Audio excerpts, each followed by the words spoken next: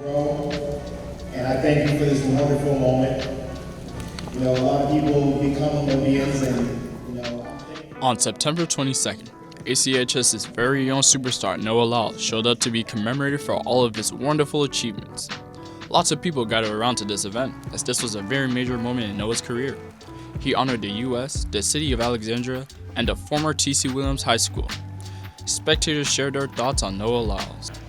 The excitement and the thrill of watching Noah. When you get a little extra nervous when somebody you know is competing, and as a coach I experience it, and as a friend of watching somebody at his level do it, there's a lot of excitement, your nervousness, and sometimes it's hard to watch. Someone that could be described as the fastest mom alive also gave some words at this ceremony.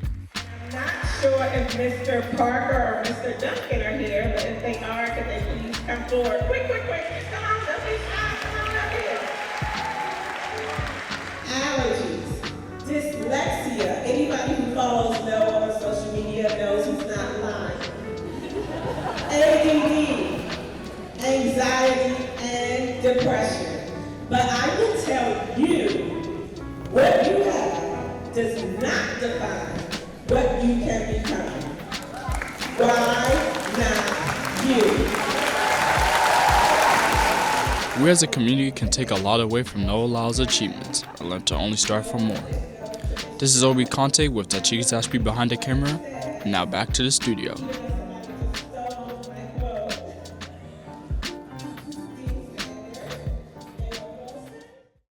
Hey Tines, I'm Obai Conteh with George Conway behind the camera, and you're watching TMA.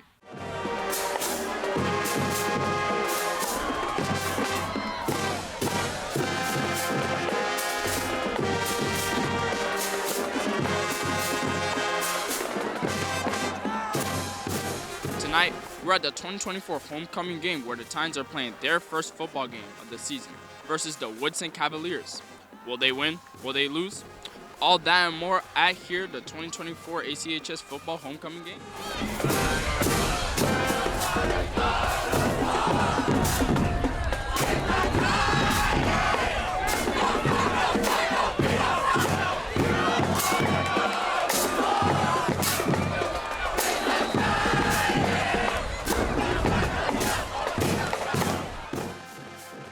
Now that was one of the most fun football games to watch.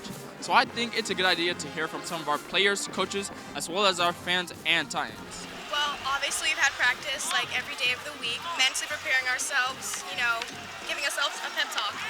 A lot of positive energy, a lot of good vibes, even with the rain. You feel like the man! Hey, everybody wrong. We put everybody wrong. We put that work in every day. 6 a.m. practices. They was never there. Hey, you see, they can never be like I'm ready for my interview. Swept the whole Woodson. We up 2-1. They can't play with us, man. West Springfield, you next. They can't play with us, man. Well, I'll tell you what, Tines. If that wasn't the most fun, exhilarating, and intense football game you've ever seen, I don't know what is. Everyone who came here tonight really did have fun and an exciting time. They were truly blown out of the water with this one, folks. Before we go, thanks to everyone who chatted with us. That's going to do it for now, Titans. Once again, this is Obai Conteh and George Conway behind the camera, and you're watching TMA.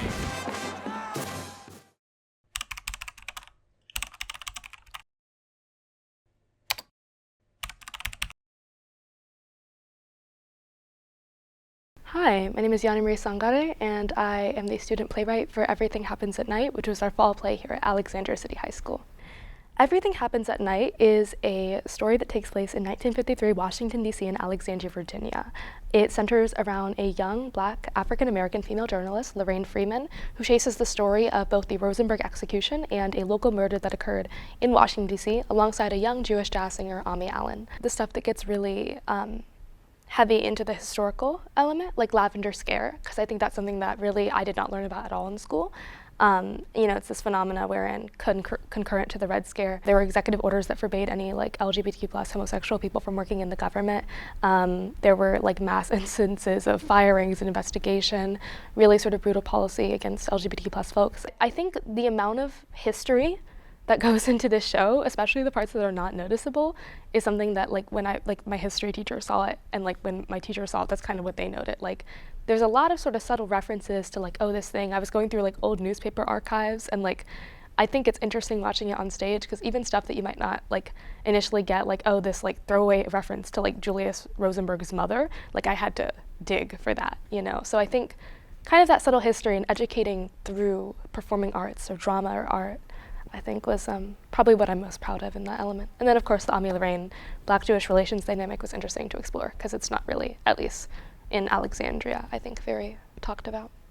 I would say I would love to spend a little bit more time looking at the role of setting.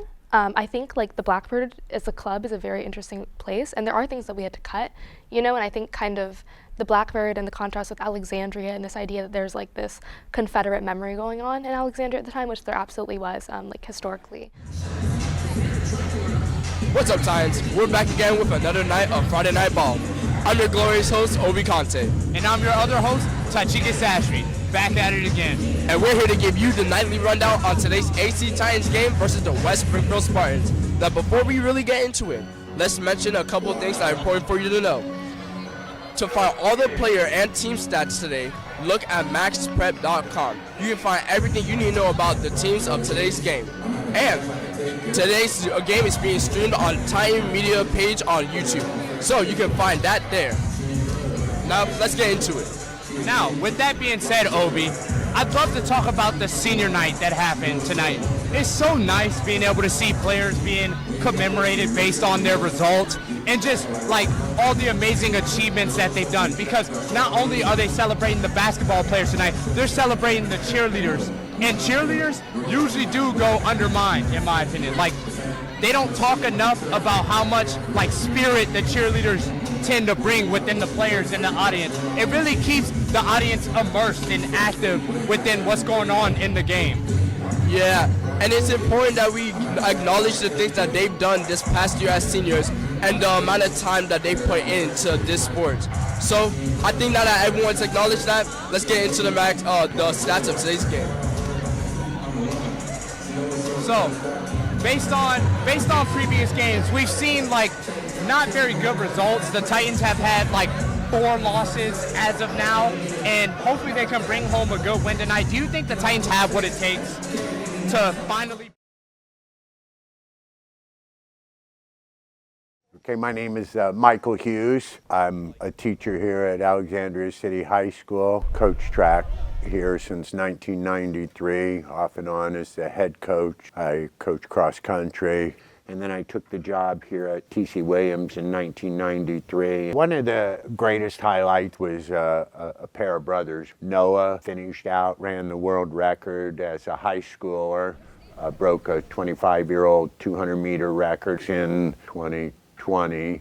He made the Olympic team, and he made it all the way to the finals, finished 3rd. His brother, Josephus, equally as talented, he got injured toward the end of his high school career, and he spent another 2 years after that nursing. Josephus was every bit as talented as Noah. Noah is the shorter sprinter of the two of them, but Josephus has the state record in the 55 meters. We had a high jumper also on the Olympic team last time, which was Tanita Butts. It used to be a struggle to get a team out there. Nowadays, we get well over 100 kids. Typically, you can't tell who the great ones are. You have to do a little bit of work going through it. So my philosophy was to invite everybody to be part of it and try and get a year or two of training. And I try to get as many in as I could as 8th and 9th graders and try and keep them as long as I can to see if they'll develop. Once they develop their strength and stamina, so comes their confidence and their willingness to compete. I look for it to get even more competitive, and we'll see younger athletes doing higher quality things.